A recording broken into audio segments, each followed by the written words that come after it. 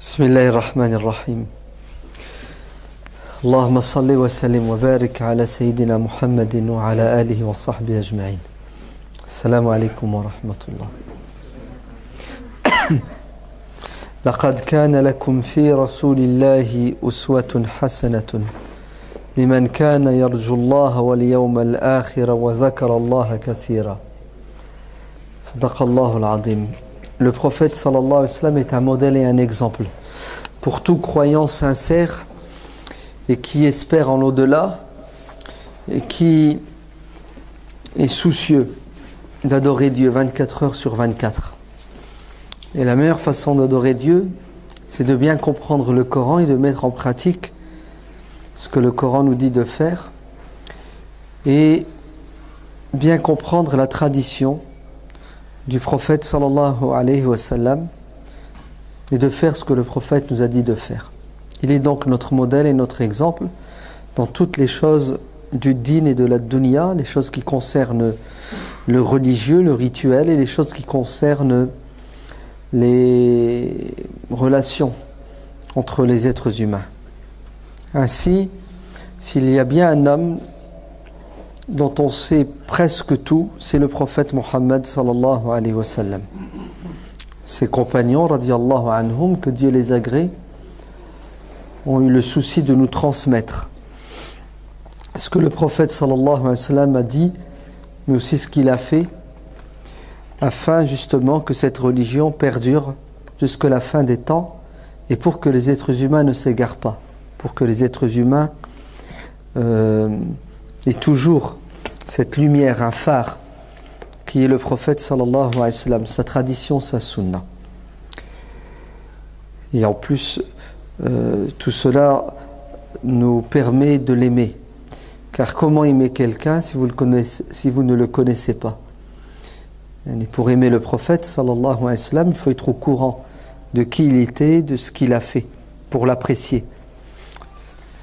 Et nous avons, alhamdulillah, l'honneur et la chance de faire partie de sa communauté et d'avoir répondu à son invitation à croire. Et le prophète sallallahu alayhi wa sallam a dit dans le hadith authentique rapporté par l'imam al-Bukhari,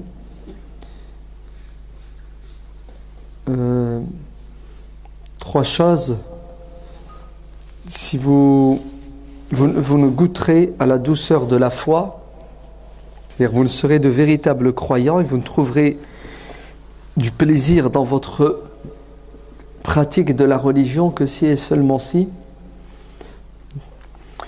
vous aimez Dieu et son prophète plus que toute autre chose. Vous aimez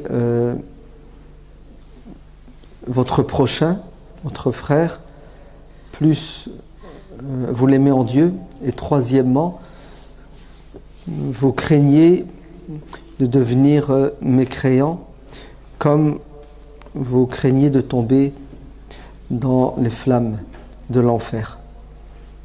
Ainsi, un des piliers de la foi, c'est aimer le prophète sallallahu alayhi wa sallam. Et la preuve que tu aimes le prophète sallallahu alayhi wa sallam, c'est que tu le connais, que tu l'as compris et tu essaies de le prendre comme exemple et modèle en faisant tout pour lui ressembler. Aujourd'hui, on va parler de la miséricorde et l'amour du prophète sallallahu alayhi wa sallam envers les enfants. On sait tous que il était la miséricorde offerte par Dieu. Dans le hadith authentique, le prophète sallallahu alayhi wa sallam a dit Innama ana rahmatun muhdatun.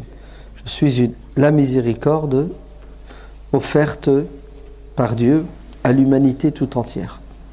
C'est-à-dire que le prophète sallallahu alayhi wa sallam est venu pour faire du bien à tout le monde, aux adultes et aux enfants, aux hommes et aux femmes, aux musulmans et aux non-musulmans, aux riches et aux pauvres, même au monde animal et au monde végétal,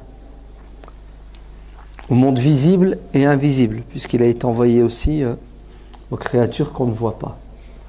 Ainsi, le propre du prophète Mohammed sallallahu alayhi wa sallam, c'est qu'il est le prophète de l'amour et de la miséricorde. Et nous devons tous être à son image. C'est-à-dire qu'on doit se battre pour essayer d'être le plus miséricordieux. Envers qui? Envers toutes les créatures, et en particulier envers les créatures les plus faibles, celles qui ont besoin encore plus d'amour. Et Abdullah ibn Abbas radiyallahu anhu dit, quand il explique le verset du Coran وَلَا تَأْتُوا السُّفَهَاءَ أَمْوَالَكُمْ, il dit, deux personnes sont faibles et le musulman doit tout faire pour les protéger.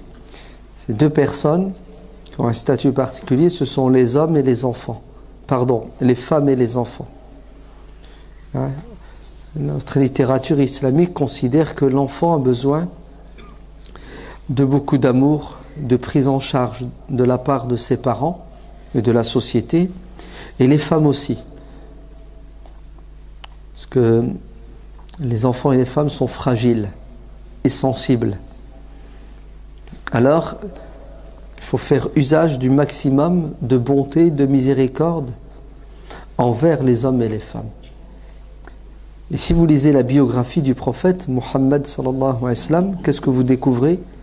Vous découvrez que le prophète Muhammad sallallahu alayhi wa sallam était bon et miséricordieux et généreux avec tout le monde, et en particulier avec les femmes et les enfants. C'est pour cela Anas ibn Malik radiyallahu anhu, Anas, c'est celui qui a dit: j'ai côtoyé le prophète et je l'ai servi pendant 10 ans. Anas, c'est le fils de Sulaym al-Rumaysa. Lorsque le prophète sallallahu alayhi wa sallam est arrivé à Médine, Sulaym a pris son enfant, qui avait à peu près 10 ans, et elle l'a emmené à la mosquée, et elle a dit: ô messager de Dieu, voilà, c'est mon petit Anas, bien-aimé, je te l'offre pour qu'il reste à tes côtés, qu'il te serve, mais surtout pour que tu prennes soin de lui spirituellement. En fait, Sulaym était une femme très intelligente. Elle savait que le plus beau des cadeaux qu'elle puisse faire à son enfant, c'est qu'il soit éduqué par le prophète sallallahu alayhi wa sallam, l'éducation prophétique. Et effectivement, c'est ce qui va arriver à Anas. Il va côtoyer le prophète pendant 10 ans, dit-il, et jamais, écoutez ce qu'il dit, et jamais le prophète n'a levé sa main pour frapper un enfant ni une femme. C'est le témoignage d'Anas qui a côtoyé le prophète pendant ces 10 années à Médine. Je ne l'ai jamais vu frapper un enfant ni une femme. Pour vous montrer à quel point le prophète sallallahu alayhi wa sallam était quoi? Était plein d'amour. Pourtant, quand vous lisez sa biographie, à certains passages, vous dites, mais il aurait dû frapper. Mais il n'a pas frappé. Un jour, le prophète sallallahu alayhi wa sallam sort de chez lui, la nuit, il revient et il trouve la porte de son appartement fermée. Et c'est sa femme Maïmouna qui ferme la porte, et elle refuse de lui ouvrir la porte et de le laisser entrer. Vous entendez? Et le prophète insiste. Crise de jalousie, n'est-ce pas? Maïmouna se comporte ainsi. Alors qu'est-ce que fait le prophète sallallahu alayhi wa sallam? Vous croyez qu'il a défoncé la porte, qu'il est entré et qu'il l'a tabassé? Non. Le prophète est un fin psychologue. Il a très bien compris qu'elle est sous l'emprise de la colère, sous l'emprise de la jalousie. Et il va gérer la situation de manière sage et intelligente. Mais allez, c'est pas grave. Quand ça passera, tu ouvriras la porte. Une autre fois, il était assis avec son épouse Aïcha, discussion, ça se termine avec une mésentente, et voilà qu'Abu Bakr radiyallahu anhu vient rendre visite à sa fille et au messager de Dieu. Et le prophète sallallahu alayhi wa sallam dit à Abu Bakr: ça tombe bien, j'ai un différend avec mon épouse, avec ta fille, et puisque tu es là, tu vas nous écouter et tu donneras raison à qui de droit.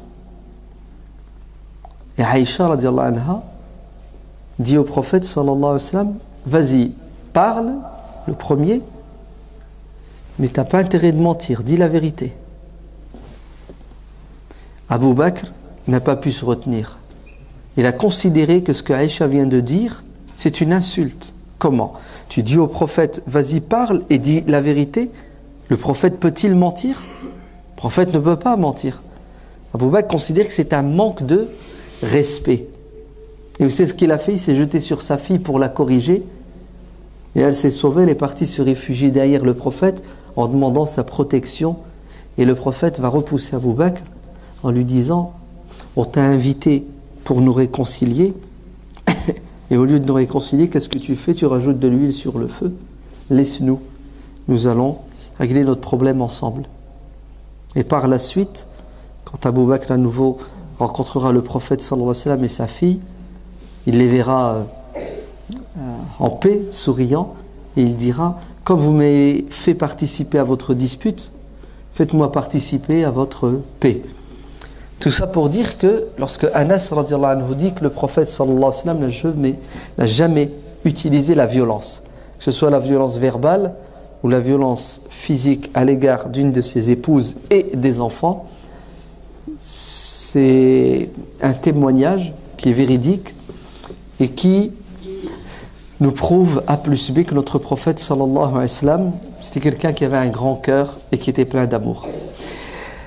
Anas raconte, il dit qu'un jour le prophète sallallahu alayhi wa sallam m'a demandé de faire quelque chose. Il l'a envoyé en mission. Et qu'est-ce que fait Anas? Il sort de la mosquée, il s'en va, et il s'arrête et il s'amuse avec les enfants. Il ne va pas faire ce que le prophète lui dit. Et le prophète attend. Il attend, et Anas ne revient pas. Le prophète sallallahu alayhi wa sallam sort de la mosquée, et qu'est-ce qu'il trouve? Il trouve Anas en train de jouer avec les gosses, petit match de foot, ok.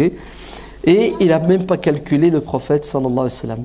Et le prophète arrive par derrière et lui dit, alors Anas, il lui rappelle qu'il a une mission à accomplir, et Anas dira, le prophète ne m'a pas violenté, il ne m'a pas frappé, il ne m'a pas bousculé, il m'a juste souri en me disant, et alors? Et qu'est-ce qu'a fait Anas? Il est parti faire ce que le prophète sallallahu alayhi wa sallam lui a demandé, pour vous montrer à quel point il savait se comporter et gérer les enfants. Et ça a marqué les sahaba, les grands et les petits. Mahmoud ibn al-Rabi', et le hadith il est dans le sahih de l'imam al-Bukhari, rapporte ceci. Il dit, je me rappelle, je me souviens d'un jour où le prophète sallallahu alayhi wa sallam a pris de l'eau et en s'amusant avec moi, il me l'a jeté au visage.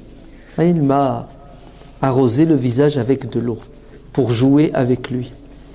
Vous savez quel âge a Mahmoud ibn al-Rabi'? Il dit, j'avais 5 ans quand le prophète sallallahu alayhi wa sallam a fait cela. C'est-à-dire, ça l'a marqué. Il ne l'a pas oublié, il s'en est souvenu. L'imam Bukhari rapporte ce hadith pour dire que les enfants peuvent transmettre des vérités, peuvent transmettre des faits, et nous acceptons leur témoignage. Donc vous voyez que notre prophète sallallahu alayhi wa sallam, durant toute sa vie, il a tout fait pour laisser un impact positif sur qui? Sur les femmes et les enfants.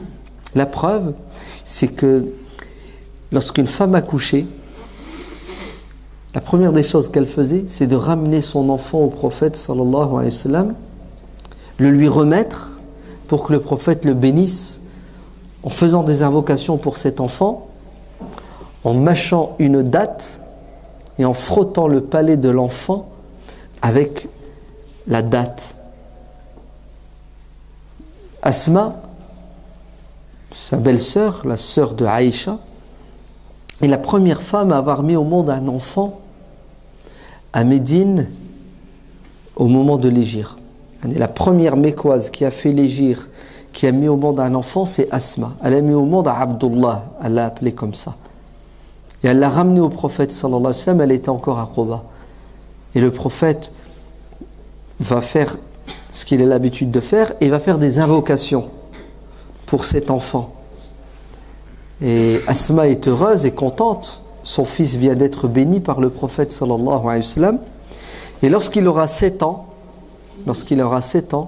elle le ramènera à nouveau avec son père Zubayr. Et cette fois, ils demanderont au prophète sallallahu alayhi wa sallam d'accepter que Abdullah lui prête serment. Vous savez, les musulmans adultes et responsables devaient s'engager et jurer d'être fidèles à la religion, d'être fidèles dans leur engagement pour faire des sacrifices. Mais des enfants, à l'âge de 7 ans, prêter serment. Mais le prophète va accepter qu'Abdullah ibn Zubayr, à l'âge de 7 ans, jure et s'engage à rester fidèle pour l'islam et à faire des sacrifices. Et pourquoi est-ce que le prophète accepte? Pour faire plaisir à qui? À ses parents, mais aussi pour lui faire plaisir. Et effectivement, Abdullah ibn Zubayr va grandir, et ce serment, cet engagement, il l'oubliera jamais. Et il sera toujours un soldat de l'islam. La preuve, il n'acceptera pas, il ne reconnaîtra pas le califat de Yazid, ibn Muawiyah, qui a été imposé. Yazid ibn Muawiyah a été imposé à la communauté par son père Muawiyah. Les gens ont dû prêter serment malgré eux. Les musulmans ont dû reconnaître 2 califes à un moment donné qui vivaient, contemporains. Et Abdullah ibn Zubayr va aller plus loin, il va considérer que la monarchie héréditaire instaurée par les Omeyyades était contre les principes, les fondamentaux de l'islam. Et qu'est-ce qu'il va faire? Il va prendre le pouvoir. Et il va diriger la majorité de la communauté musulmane pendant plus de 7 ans, jusqu'à ce qu'il tombe martyr à la Mecque, tué par Al-Hajjaj ibn Yusuf, radiyallahu an Abdullah ibn Zubayr. Donc vous voyez que le prophète sallallahu alayhi wa sallam avait un contact avec les enfants. Et d'ailleurs, les enfants, au temps du prophète sallallahu alayhi wa sallam, étaient présents dans l'entourage du prophète. Les premiers enfants présents, ce sont les siens. Le prophète a eu 4 filles et 2 garçons, voire 3. Non, je me trompe, pardon. Il a eu 4 filles de Khadija et 2 garçons morts en bas âge. Et il en aura un 3e de Maria qui s'appelle Ibrahim. Et le prophète sallallahu alayhi wa sallam a toujours été un père attentif. Il s'est occupé de l'éducation de ses enfants et il a créé des relations très fortes avec ses enfants. Je vous cite juste un hadith. Le prophète sallallahu alayhi wa sallam, il avait l'habitude, quand il revenait d'un voyage, de commencer par visiter la mosquée où il faisait 2 rak'at, et ensuite il allait chez lui. Et vous savez que ses appartements étaient collés à la mosquée. Et lors d'un voyage, lors du retour d'un voyage, qu'est-ce qu'il fait? Sa fille Fatima l'attendait au pas de sa porte. Et Fatima habitait à côté du prophète. Et le prophète va vers sa fille Fatima et il l'embrasse. Donc il lui exprime son amour. Elle est mariée, elle a des enfants. Et il l'embrasse fortement. Et Fatima se met à pleurer. Le prophète lui dit: pourquoi tu pleures, ya Fatima? Il dit: prophète, je pleure car à ton âge, le prophète a plus de 50 ans, il a presque atteint la 60aine. Il dit: ô prophète, je pleure car à ton âge, tu ne te reposes pas. Tu es toujours dans les voyages, dans les expéditions militaires, tu es toujours au service de la communauté, tu dors peu. Et ça se voyait sur le visage du prophète, la fatigue. Et le prophète sallallahu alayhi wa sallam l'a réconforté, en lui disant: c'est normal ma fille, j'ai une mission à accomplir, je dois sauver le maximum de personnes. Donc vous voyez que le prophète, il n'y avait pas entre lui et ses enfants ce mur qui existe souvent entre les parents et les enfants, où il n'y a pas de contact et il n'y a pas d'expression des sentiments nobles. Quand Fatima rentrait, le prophète se mettait debout, il allait vers elle, il l'embrassait. Il y a même des hadiths qui disent qu'il l'embrassait sur la bouche. Et il la faisait asseoir à ses côtés. Il lui disait toujours des belles paroles pour la réconforter.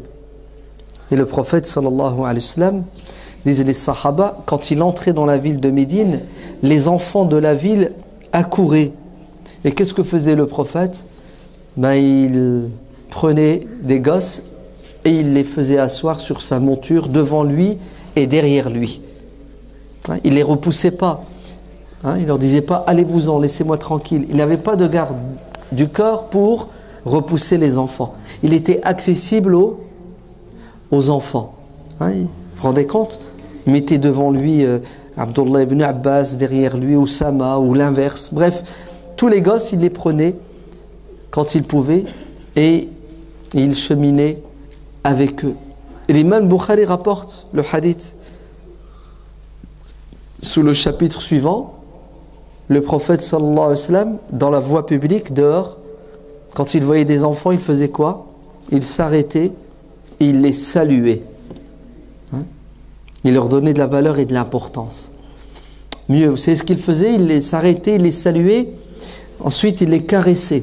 Regardez comment il exprimait l'amour. Il leur faisait des invocations. Il prenait du temps et il parlait avec eux. Un jour, le prophète croise un enfant qui s'appelle Abu Umayr, le fils de Anas, le frère de Anas ibn Malik. Et le prophète s'arrête, il parle avec lui, il échange, et lui dit alors Abu Umayr, comment va ton petit oiseau? Regardez comment le prophète lui pose des questions sur quelque chose qui lui est propre et qui est intime. Abu Umayr avait un oiseau dans sa cage. Il a dit prophète, il est décédé, il est mort. Vous savez, c'était pas quelqu'un d'autant, d'orgueilleux. Quand il voit des gosses, il les éloigne de lui ou il leur fait peur tout simplement, en dégageant des ondes négatives. Non, au contraire. Le prophète était toujours souriant avec les enfants. Il est dans la rue, il marche et il voit des enfants. Vous savez ce qu'ils font ces gosses? Ils courent, ils viennent vers lui et se jettent sur le prophète. Et le prophète, il en prend un, il le met sur son dos, il en prend un deuxième dans ses bras.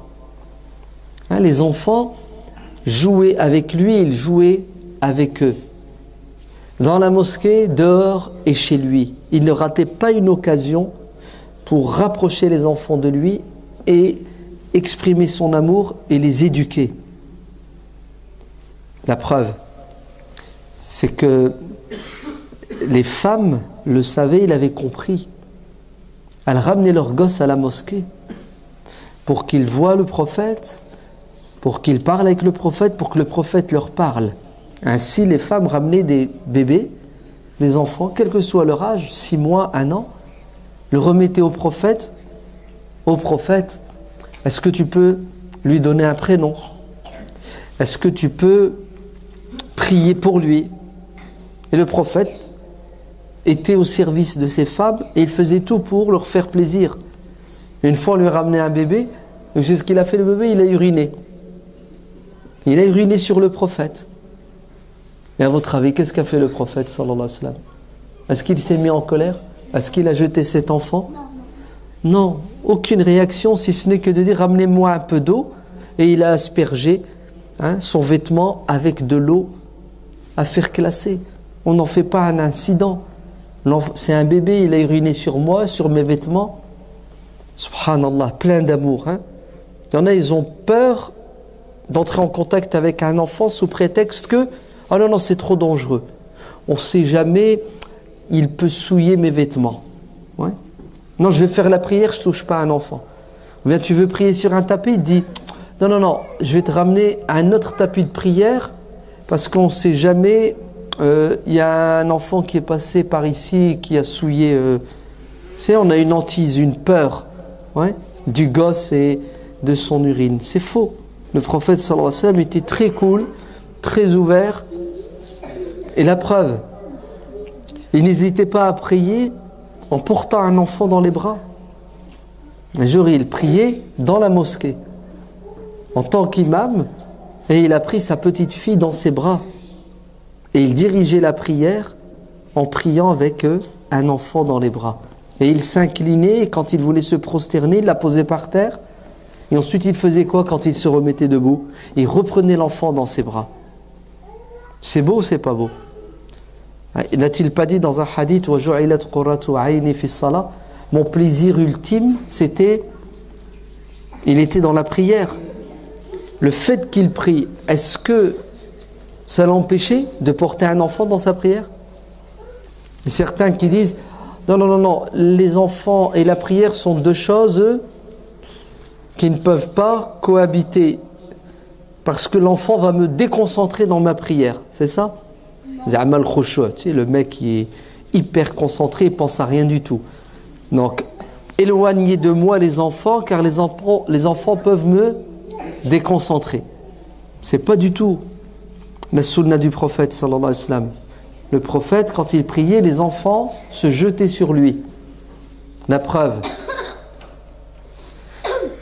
le hadith est authentique. Le prophète était prosterné et un enfant qui est venu et qui s'est jeté sur son dos alors qu'il était prosterné. C'est son petit-fils, Al-Hassan. Et le prophète sallallahu alayhi wa sallam, dans la prière, au moment où il est le plus proche de Dieu, il a sur son dos un enfant qui joue et qui s'amuse. Et le prophète ne bouge pas par peur de le déranger. C'est-à-dire, le gosse s'amuse aux dépens de la prière du prophète, et le prophète n'est pas perturbé. Au contraire, vous savez ce qu'il va faire? Il va donner du temps à cet enfant. Reste sur mon dos, profite, amuse-toi. Si bien que les compagnons derrière commencent à douter. Que se passe-t-il? Pourquoi le prophète ne se redresse-t-il pas? Et un compagnon qui a eu peur, qui s'est imaginé le pire, le prophète est tombé évanoui ou il est mort, c'est ce qu'il a fait? Il a levé la tête pour voir ce qui se passe et il a vu une scène magnifique. Le messager de Dieu prosterné avec le gosse assis sur son dos, sans doute en train de faire un pied de nez aux gens qui prient, en leur disant je reste ici, je bouge pas, quitte à ce que ça vous coûte 15 minutes de prosternation. Combien aurait pris cet enfant? Il aurait claqué contre le sol pour continuer la prière. C'est magnifique ou c'est pas magnifique? Eh oui. Pourtant, le prophète sallallahu alayhi wa sallam, il est celui qui craint Dieu le plus, celui qui connaît Dieu le mieux, et il nous enseigne qu'il n'y a pas de contradiction entre prier et donner de l'amour dans la prière à ses enfants. Et tous les savants musulmans sont d'accord pour vous dire, si vous êtes en train de prier et il y a le bébé qui crie, qui hurle et vous avez peur, vous faites quoi? Vous occupez de l'enfant, oui ou non? Oui, vous essayez de marier les deux. C'est-à-dire, tu prends l'enfant, tu essaies de le réconforter tout en priant. Et si jamais tu dois faire un choix entre le bien-être de l'enfant et ta prière, le choix est vite fait en islam. L'enfant est une priorité sur ta prière, tu l'interromps, tu t'occupes de l'enfant, car préserver la santé de l'enfant est plus important que respecter cet acte rituel. C'est beau ou c'est pas beau? C'est puissant quand même, hein? C'est magnifique. Qu'est-ce qu'il y a de plus solennel si ce n'est que la khutbah de l'Jumu'ah, le discours du vendredi? Le hadith ne dit-il pas que celui qui se déconcentre pendant que l'imam parle, en parlant avec son voisin, en envoyant un texto, d'accord, sa prière, sa Jumu'ah est nulle, c'est-à-dire qu'il n'aura pas la récompense. Le prophète sallallahu alayhi wa sallam parle, et vous savez ce qu'il fait? Il voit son petit-fils à quatre pattes qui entre dans la mosquée, il interrompt son discours, il prend l'enfant dans ses bras et il l'embrasse devant tout le monde et il exprime aux gens ses sentiments disant « Je l'aime, Hada. C'est mon petit-fils là, je l'aime. Aimez-le, vous aussi. » N'est-ce pas? Mon petit-fils Hada, Sayyid. C'est pas n'importe qui. C'est quelqu'un de noble. C'est quelqu'un de sincère qui va être à l'origine de la réconciliation entre deux groupes de musulmans qui vont se disputer à un moment donné de l'histoire de l'islam. Vous avez vu, subhanallah, même la Jumu'ah, même la khutbah, l'intérêt de l'enfant prime sur le côté solennel. Mais aujourd'hui, combien d'imams pètent les plombs parce qu'il y a des parents qui viennent à la Jumu'ah avec leur gosse, et si jamais le gosse a le malheur de bouger, de faire du bruit, il est mort. Ouais. Lui et son père, sa mère, toute la famille, toute la tribu va y passer, sous prétexte que, attention, le Jumu'ah, personne ne doit bouger, parler. Non. Les enfants ne doivent pas être en prison dans la mosquée. Les enfants doivent être au paradis dans la mosquée. Et tout dans la mosquée doit leur plaire. Car l'objectif, c'est qu'ils aiment la mosquée. Et l'objectif, c'est qu'ils se sentent chez eux. Sinon, nous allons les faire fuir. Et quoi de pire si ce n'est que d'être un obstacle qui empêche les gens d'entrer dans la maison de Dieu. وَمَنْ أَظْلَمُ مِمَّنْ مَنَعَ مَسَاجِدَ اللَّهِ. Parmi les plus grands péchés, c'est d'empêcher les mosquées d'être vivantes. C'est d'empêcher les gens d'adorer Dieu dans la mosquée. C'est d'empêcher la mosquée de jouer son rôle. Et comment est-ce qu'on empêche la mosquée de jouer son rôle? En excluant de la mosquée les enfants, les femmes. Au nom de quoi? Au nom de règles qui n'ont pas lieu d'être. Et si ces règles ont lieu d'être dans un endroit, à une époque bien précise et définie, sachez qu'en 2013, en France, c'est un non-sens et c'est contre-productif que de freiner, d'empêcher les enfants d'entrer dans la mosquée et de les laisser s'épanouir dans la mosquée. Car ils ont le choix entre la mosquée et la rue. Vous entendez? Et comment voulez-vous qu'ils aiment la mosquée s'ils ne trouvent pas de l'amour dans la mosquée? Et l'amour dans la mosquée, qui c'est qui va le dispenser? Ce ne sont pas les murs, mais ce sont les gens qui sont présents, c'est-à-dire nous, les adultes, n'est-ce pas? Le prophète sallallahu alayhi wa sallam laissait les enfants, acceptait les enfants, malgré le fait qu'effectivement, parfois ça dérange. Et alors, il vaut mieux supporter ces désagréments que de tomber dans un égarement manifeste, qui est l'interdiction de la présence des enfants dans la mosquée. Regardez, les Sahaba, radiyallahu anhum, ont dit un jour au prophète sallallahu alayhi wa sallam: Ya Rasulallah, ta prière a été rapide en ce matin. Dans une riwaya du hadith, c'est la prière de Subh. Le prophète a été plus rapide que d'habitude. Sa prière a été plus courte. Ouais. Il y a même le hadith qui dit, il a récité Qul a'udhu bi rabbil falaqi et Qul a'udhu bi rabbin nas dans la prière de Subh, alors qu'il avait l'habitude dans la prière de Subh d'être plus long. Pourquoi, ya Rasulallah, disent les compagnons étonnés, tu as été plus court? Il a dit, parce que j'ai entendu les pleurs d'un enfant. Vous savez ce que ça veut dire? C'est-à-dire que le prophète sallallahu alayhi wa sallam n'interdisait pas aux femmes de venir à la mosquée avec les bébés, pas seulement les enfants. Dans un autre hadith, le prophète sallallahu alayhi wa sallam dit, avant de commencer la prière, j'ai l'intention de réciter une sourate qui est longue, je sais pas, par exemple Ar-Rahman, Qaf, d'accord? Mais ce qui m'empêche de réciter ces sourates longues, c'est le bruit des enfants. Je veux commencer la prière, je vois qu'il y a des gosses, j'entends des gosses, c'est ce que je fais, je change d'avis. Et au lieu de réciter Qaf ou bien Al-Qamar, je vais réciter Wal Asri et Qul Huwallah, pour que la prière soit plus courte et plus rapide afin que les mamans qui sont à la mosquée avec leurs gosses ne soient pas mal à l'aise quand elles entendent les pleurs de leurs enfants. C'est-à-dire par amour, par miséricorde, par tendresse, le prophète sallallahu alayhi wa sallam réduisait le temps de prière.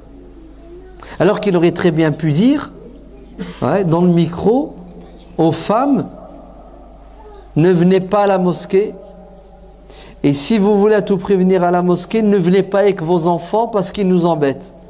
Comment le prophète a résolu le problème du bruit des enfants dans la mosquée? En mettant du scotch sur la bouche des enfants, en disant aux femmes: votre prière à la maison est meilleure que la prière à la mosquée. Vous savez comment il a résolu le problème? Au lieu que la prière dure 5 minutes, elle dure 2 minutes. Allahu Akbar. C'est beau ou c'est pas beau? Vous savez pourquoi? Écoutez bien. Parce que c'est le prophète de la miséricorde et de l'amour. Cette femme qui est venue à la mosquée avec son enfant, est-ce qu'elle a une bonne intention, oui ou non? Bien sûr. Est-ce qu'elle a fait quelque chose qui est louable? Quelque chose qui est beau? Bien sûr. Elle sort de chez elle, elle fait un effort. Il pleut, il fait froid, il y a du vent ou il fait très chaud. C'est ça? Elle va user du gasoil ou je ne sais. Elle prend des risques, elle va traverser la route. Tout ça, pourquoi? Elle va vers Dieu. C'est ça? Et toi, tu veux la renvoyer chez elle. Tu veux lui mettre des bâtons dans les roues. Tu veux lui dire: ne viens pas. Parce que monsieur est dérangé. Monsieur, il est pas bien dans sa peau. Quand il prie, il entend un enfant. Vous avez vu l'égoïsme? Vous avez vu le manque d'altruisme? Au lieu de respecter cette femme, au lieu d'être reconnaissant envers elle, puisque elle fait tout pour plaire à Dieu, qu'est-ce qu'on fait? On la casse et on la renvoie, et on renvoie ses enfants. Allah, c'est criminel, vous entendez? C'est criminel au niveau éducatif. L'impact, il est terrible sur les enfants et sur les femmes. Donc le prophète sallallahu alayhi wa sallam, toute sa sunna, ses gestes et ses paroles vont dans le sens de l'amour et de la miséricorde, du respect du statut des enfants. Et d'ailleurs, qu'est-ce qu'il nous a dit dans beaucoup de hadiths? Vous êtes responsable de vos enfants. Vous serez questionné le jour de la résurrection. Hafida am dayya'a, que vous ayez assumé la responsabilité, que vous ayez bien éduqué vos enfants. Et si jamais vous ne l'avez pas assumé cette responsabilité, vous les avez mal éduqués, Dieu vous questionnera dans les 2 cas de figure. L'un sera récompensé, l'autre sera puni. Nous savons un troupeau et nous sommes des bergers et on doit prendre soin de nos agneaux, c'est-à-dire nos enfants. Et une des façons de prendre soin, c'est de les ramener à la mosquée et de rendre la mosquée agréable. Regardez les vacances. Les vacances, nos enfants n'ont pas l'école. Normalement, pendant les vacances, la mosquée doit être remplie d'enfants le jour du vendredi. On doit tous venir à la mosquée avec nos femmes et nos enfants le vendredi. Parce que comme nous avons besoin de hasanat et nous avons besoin du rappel, nous avons besoin du discours de l'imam, nos femmes et nos enfants en ont besoin aussi. Je vous l'ai dit tout à l'heure, Mahmoud ibn al-Rabi' a dit, à l'âge de 5 ans, le prophète sallallahu alayhi wa sallam, il a pris de l'eau et en s'amusant avec moi, il m'a jeté de l'eau au visage. Ça l'a marqué. Tu ramènes un gosse à la mosquée à 8 ans, ça peut le marquer jusqu'à la fin de ses jours. Ça peut déclencher chez lui quelque chose qui va faire qu'il va devenir un super musulman. Vous entendez? On ne sait pas quel est le geste, quelle est la parole qui peuvent transformer nos enfants, qui peuvent transformer nos femmes. Le fait que nos femmes et nos enfants soient à la mosquée le vendredi ou à toute occasion, vous savez ce que ça a comme impact? On a des anges à la mosquée, vous le savez? Le prophète sallallahu alayhi wa sallam a dit, quand vous êtes à la mosquée, les anges sont présents, ils nous recouvrent de leurs ailes. Et à votre avis, qu'est-ce que font les anges pendant que nous sommes à la mosquée? Oui, qu'est-ce qu'ils font? Ils nous surveillent, effectivement. Il y a des anges qui nous protègent, qui nous surveillent. Tu as tout à fait raison. Qu'est-ce qu'ils font encore, les anges, pendant que nous sommes à la mosquée? Oui? Dis-le. Ils nous protègent. Donc, comme il a dit, ils nous surveillent, ils nous protègent. Et comment ils font pour nous protéger? Avec quoi est-ce qu'ils nous protègent? Oui? Avec des caméras. Masha'Allah. Au moins il vit son époque. Il est branché. C'est bien que Dieu te protège. Effectivement. Hein?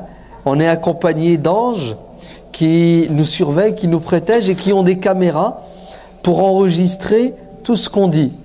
Mais bon, ils utilisent des feuilles et des stylos. Ouais. Et tout ce qu'on dit, tout ce qu'on fait, ils l'enregistrent pour que le jour de la résurrection, il y ait des traces et des preuves. Mais il y a une chose importante que font les anges pendant qu'on est à la mosquée. Ils font des invocations, ils font des du'as. C'est-à-dire, ils demandent en permanence, tout le temps que nous sommes à la mosquée en état d'ablution, au Seigneur, pardonne-leur, au Seigneur, fais-leur miséricorde. Allez, est-ce que vous vous rendez compte ce que ça veut dire? Ça veut dire, prends ton gosse, ramène-le à la mosquée pour qu'il soit touché par les invocations des anges. Parce que peut-être que les nôtres, elles sont nulles. Elle ne marche pas. Au moins ramène-le. Il y a les anges, ils vont faire de dua. On est sûr que les duas des anges sont acceptés. Voilà comment faire pour que nos enfants aiment la mosquée? Comment faire? Mais il faut leur faire aimer déjà à la maison, leur parler. Il faut les ramener, mais quand on les ramène avec le sourire, hein, avec l'amour. On les ramène même avec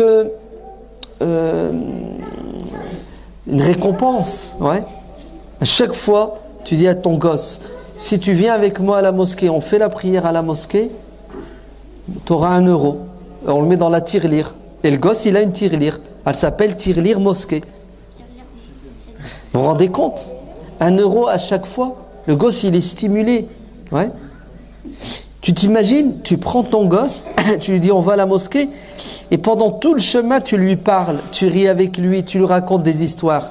Un enfant aime la proximité de ses parents. Il aime le contact physique, il aime recevoir.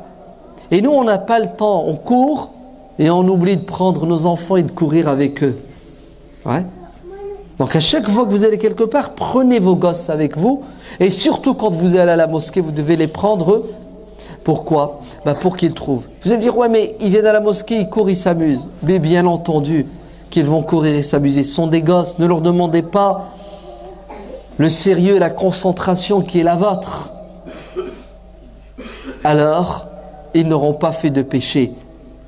Car avant la puberté, vous entendez?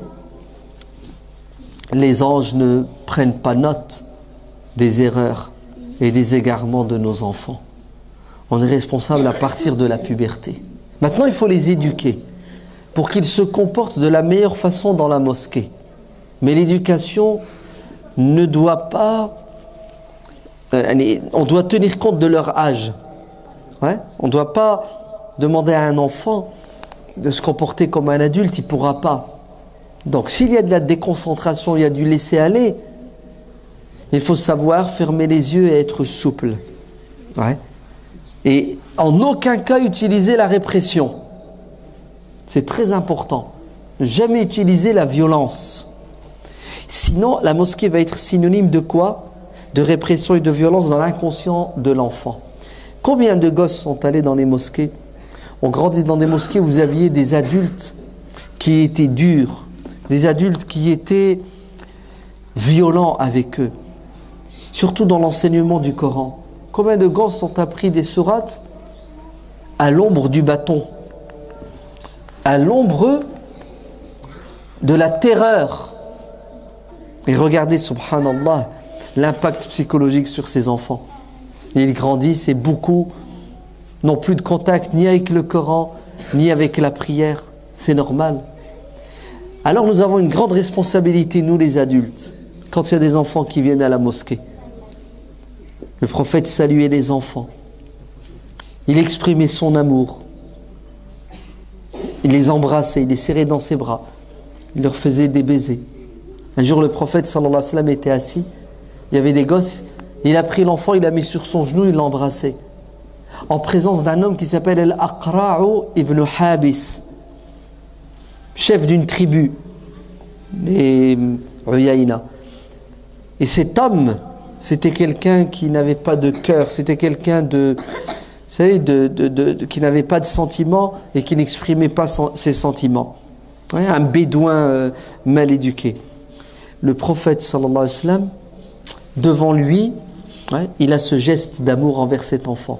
Vous savez qu'est-ce que dit l'Aqra'? Il lui dit: Ya Muhammad, tu embrasses les enfants? Il lui a dit oui. Le prophète est choqué, il lui dit oui, t'as l'air de dire c'est normal. Il lui a dit: oh non, moi j'en ai 10, j'en ai jamais embrassé un. Vous vous rendez compte? Subhanallah. Il a 10 gosses et ces gosses ne peuvent pas s'approcher de lui. Un monstre. Le prophète sallallahu alayhi wa sallam va commenter. C'est ce qu'il va dire.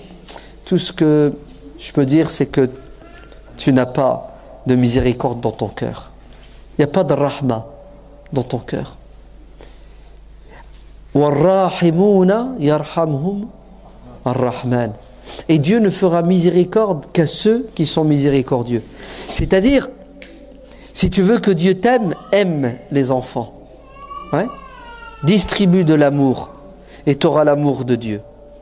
C'est incroyable. Omar ibn al-Khattab, radiallahu anhu, un jour, il était chez lui, il jouait avec ses enfants et il reçoit la visite d'un homme qui est un fonctionnaire de l'État. Et cet homme est choqué de voir Omar, le grand Omar, qui a 4 pattes jouer avec des enfants. Vous savez ce qu'il lui a dit? Il lui a dit: pourquoi toi tu joues pas avec tes enfants? Il a dit: non, moi jamais. Moi quand je rentre à la maison, mes enfants se sauvent, ils se cachent, ils vont dans les chambres. C'est-à-dire pas de contact, pas de relation humaine, pas d'amour. Un monstre. Omar radiallahu anhu va le licencier. Et c'est pas un licenciement abusif, c'est un licenciement fondé. Il va lui dire: si tu n'as pas d'amour envers tes enfants, comment pourrais-tu avoir de l'amour envers les autres, les étrangers? Donc nous avons une très grande responsabilité. La présence des enfants dans la mosquée, ouais, est une amana. On doit les accueillir, on doit être tendre, on doit être plein d'amour avec eux. Allez, j'ai même envie de vous dire, au minimum le vendredi, quand vous venez à la mosquée, prévoyez toujours quelque chose dans votre poche pour les enfants. Ouais. Vous venez avec la mosquée avec des friandises, surtout comme je dis pendant les périodes de vacances. Et puis vous leur donnez, vous leur distribuez, par amour, lillah. Hein, vous ramenez, je sais pas, un chocolat, vous le donnez à cet enfant avec l'intention qu'Allah le protège et qu'il soit un super musulman et un bon citoyen. Vous entendez? Vous aidez les autres parents à éduquer leur enfant. Vous savez, ce geste plein de sincérité, plein d'altruisme, c'est lui qui va faire que la bénédiction, elle va toucher cet enfant. C'est-à-dire qu'Allah va le guider grâce à votre geste. Donc Allah ibarak fikum. Ouais. Essayons de prendre le prophète sallallahu alayhi wa sallam comme exemple dans ce domaine, parce que nous allons perdre nos enfants. Que dis-je? Non, c'est pas nous allons perdre. On a déjà perdu. Ouais. On a déjà perdu 1, 2, 3 générations. Oui. Et ces générations à venir sont encore plus sensibles que celles qui sont passées. On doit redoubler d'efforts pour les maintenir dans le giron de l'islam. Parce que les pauvres, ils sont très éprouvés, les gosses d'aujourd'hui. À cause de quoi? À cause de ce que vous savez. Internet, le téléphone, ce qu'ils voient, ce qu'ils entendent à l'école et dans la rue. Wallah, s'ils ne trouvent pas dans la mosquée de l'amour, de la miséricorde, s'ils ne voient pas dans les musulmans adultes le modèle et l'exemple du prophète, vous allez voir. Ce n'est pas des musulmans alcooliques, drogués qu'on va avoir dans 20 ans. C'est pire, parce qu'ils les préparent déjà dans les crèches et dans le primaire à faire partie du genre, c'est ça? Le genre. Ouais. Naam. Donc, nous n'avons pas le droit à l'erreur. Vous allez me dire, oui, mais... Et vous avez le droit. Vive la liberté d'expression. Oui, mais... Il y a un hadith du prophète sallallahu alayhi wa sallam qui dit Jannibu sibyanakum masajidakum. C'est ça? Ou d'après certains, c'est Omar ibn al-Khattab qui a dit cela. C'est-à-dire, éloignez vos enfants des mosquées. Shukran, barakallahu fik, jazakallahu khairan.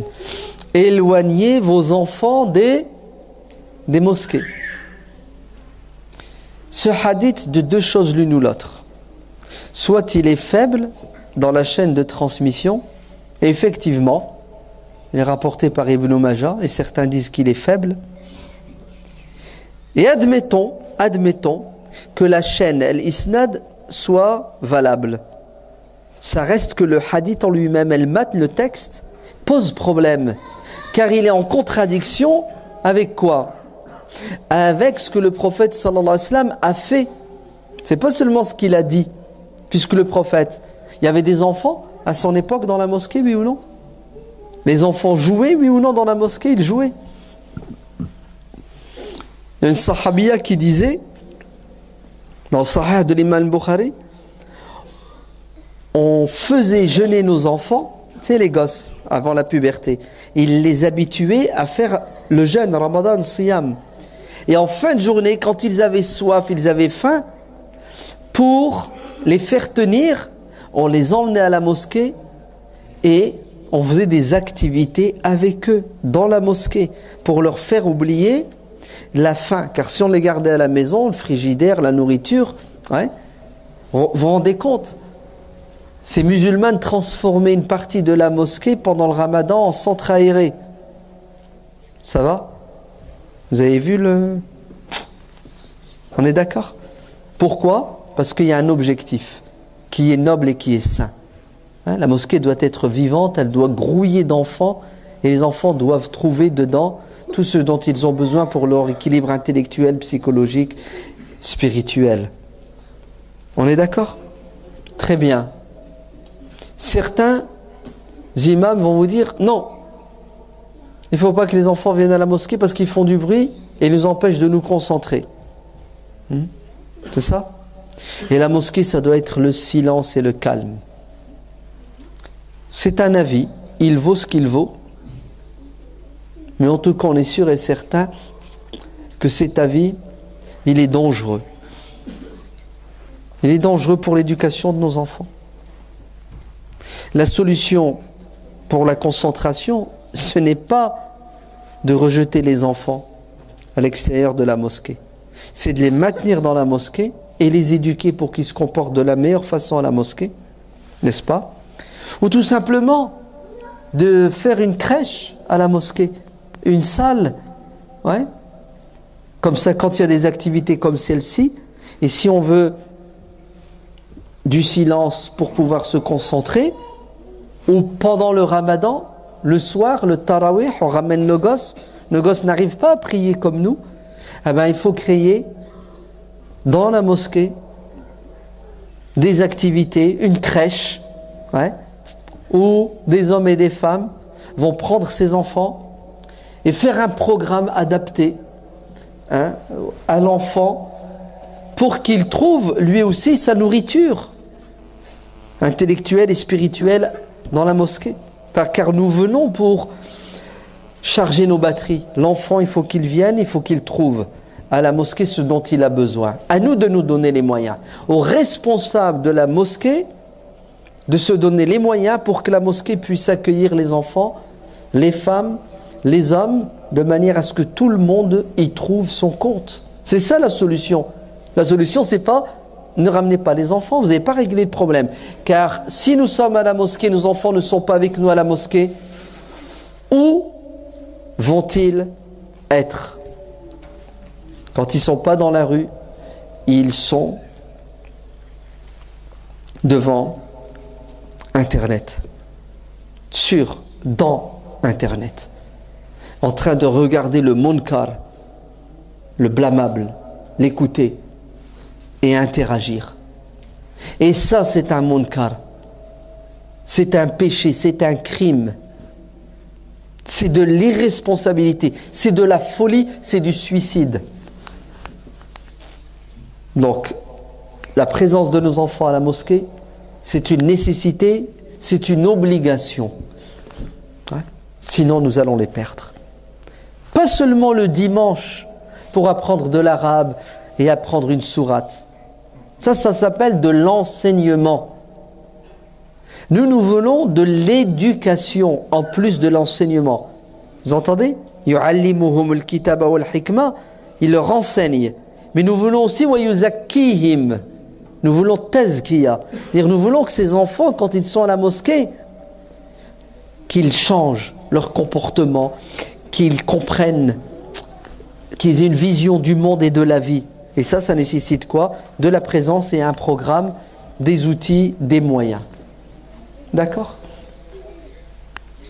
Ben voilà, je crois que j'ai plus ou moins fait le tour.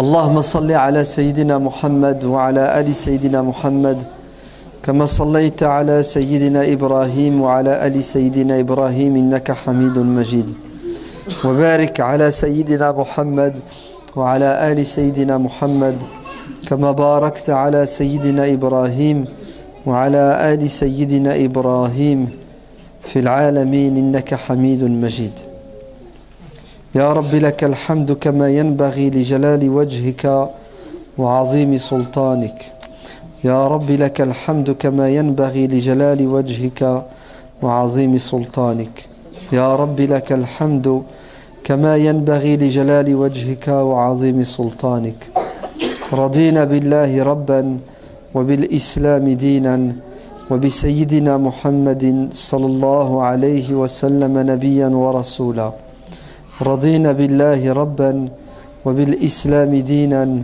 وبسيدنا محمد صلى الله عليه وسلم نبيا ورسولا رضينا بالله ربا وبالإسلام دينا وبسيدنا محمد صلى الله عليه وسلم نبيا ورسولا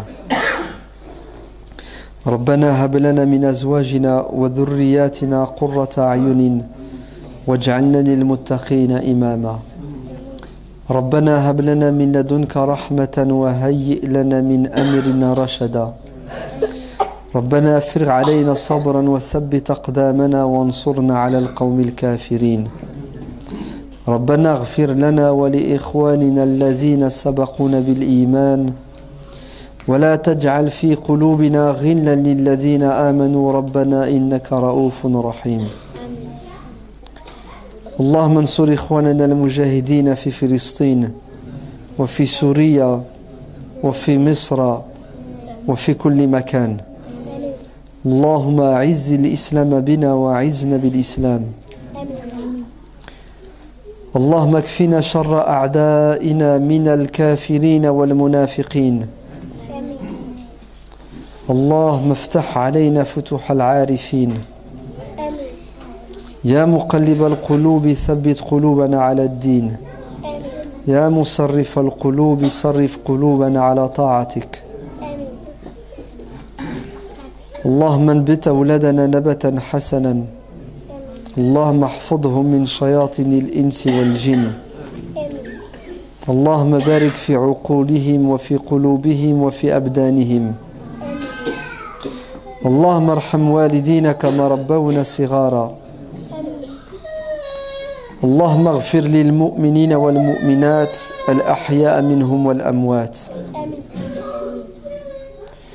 اللهم لا تكلنا إلى أنفسنا طرفة عين فنهلك اللهم خذ بأيدينا اللهم اكفنا بحلالك عن حرامك واغننا بفضلك عمن سواك اللهم ارزق لها ذرية طيبة اللهم افتح عليها فتوح العارفين ربنا آتنا في الدنيا حسنة وفي الآخرة حسنة وقنا عذاب النار اللهم صل على سيدنا محمد وعلى آله وصحبه أجمعين. سبحان ربك رب العزة عما يصفون وسلام على المرسلين والحمد لله رب العالمين.